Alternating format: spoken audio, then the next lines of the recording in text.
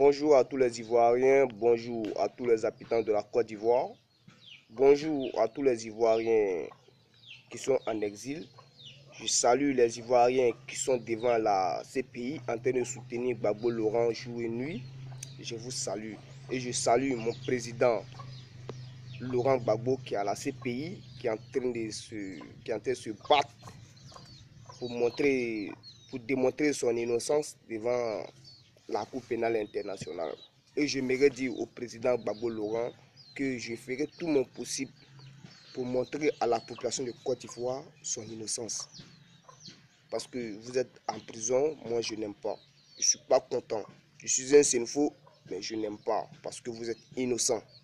Vous êtes innocent. Voilà. Donc comptez sur moi, monsieur le président. Alors, chers Ivoiriens, il y a un imposteur en Côte d'Ivoire. Et un imposteur, c'est quoi? Un imposteur, c'est celui qui se fait passer pour ce qui n'est pas en réalité. Et Alassane Ouattara est un imposteur. Je vous rappelle, tout le long de la vie d'Alassane Ouattara, pendant toute sa carrière éducative, il a toujours dit que lui, c'est un Burkinabé voltaïque. Jusqu'à ce que Nana Félix Houphouët-Boigny l'appelle en 90 en Côte d'Ivoire.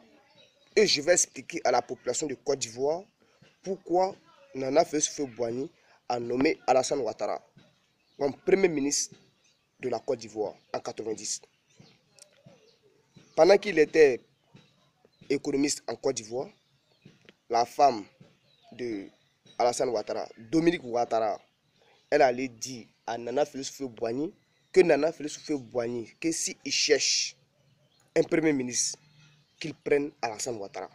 Parce que de 1, Alassane Ouattara c'est un étranger, de 2, c'est un bon économiste et il ne va pas créer des problèmes, il ne va pas déranger la Côte d'Ivoire à sa succession.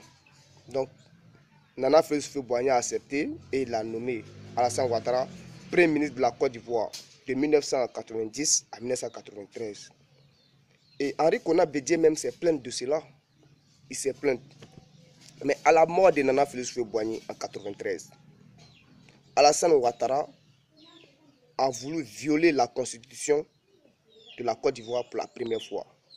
Puisqu'il a voulu détourner l'article 11 en créant un concept des sages avec M. Yassé. Alors, chers Ivoiriens, depuis ce moment jusqu'à aujourd'hui, Alassane Ouattara ne fait que faire le contraire pour la mission qu'il était venu en Côte d'Ivoire. Il n'a pas respecté la mission pour laquelle il est venu en Côte d'Ivoire. Et Nana Félix Houphouët-Boigny est décoré dans sa tombe. J'aimerais rappeler à la population de la Côte d'Ivoire, lors des élections post-électorales de 2010, Alassane Ouattara a démontré A plus B, lui c'est un criminel, c'est un voleur, c'est un fraudeur, c'est un imposteur. Pourquoi je dis cela? Regardez, dans le plus grand bureau de vote de la Côte d'Ivoire, à Yopougon, qui est le lycée William Pointu, il y a eu 8000 inscrits. Et à la fin de la journée, à 17 h, à la fin du scrutin, on se retrouve avec 1000 votants. 1000 votants. Et on vient nous dire encore qu'à Yopougon, Gbagbo Laurent à 35 à 40% de votants. Mais c'est une foutaise, chers Ivoiriens. C'est une foutaise. Donc, chers Ivoiriens, c'est en ce moment précis que nous devons comprendre que Alassane Ouattara, c'est quelqu'un qui n'est pas bien. Non, amen. Et si la France n'a pas parlé, les gens ont vu ce fraude-là, les gens ont vu. Mais pourquoi ils n'ont pas parlé? Parce que Alassane Ouattara les arrangeait. Et Gbagbo les arrangeait. On a vu dans les bureaux de vote, ils ont forcé des gens à voter pour Alassane Ouattara.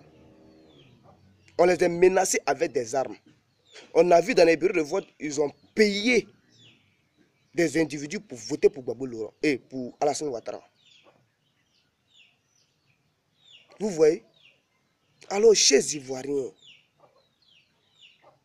nous devons savoir que Alassane Ouattara voulait le pouvoir à tous les prix. J'ai dit Alassane Ouattara, c'est un président en exercice. C'est un président qui est seulement là, pas pour les Ivoiriens, mais il est là pour lui-même et pour les pays étrangers. Vous comprenez, chers Ivoiriens? Nous devons nous lever et chasser ce monsieur. Nous devons faire comme le Burkina Faso. Chasser Alassane Ouattara.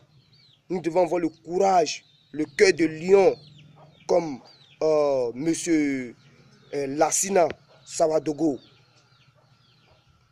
Ils ont libéré les pays, le Burkina Faso.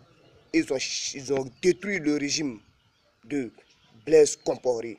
Donc c'est comme ça, nous les Ivoiriens, nous devons agir. Si nous ne faisons pas cela, qu'est-ce qui restera pour nos enfants dans le futur et qu'est-ce qu'on va les expliquer?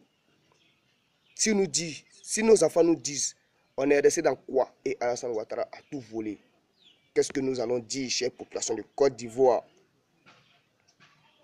Qu'est-ce qu'on va dire à nos enfants?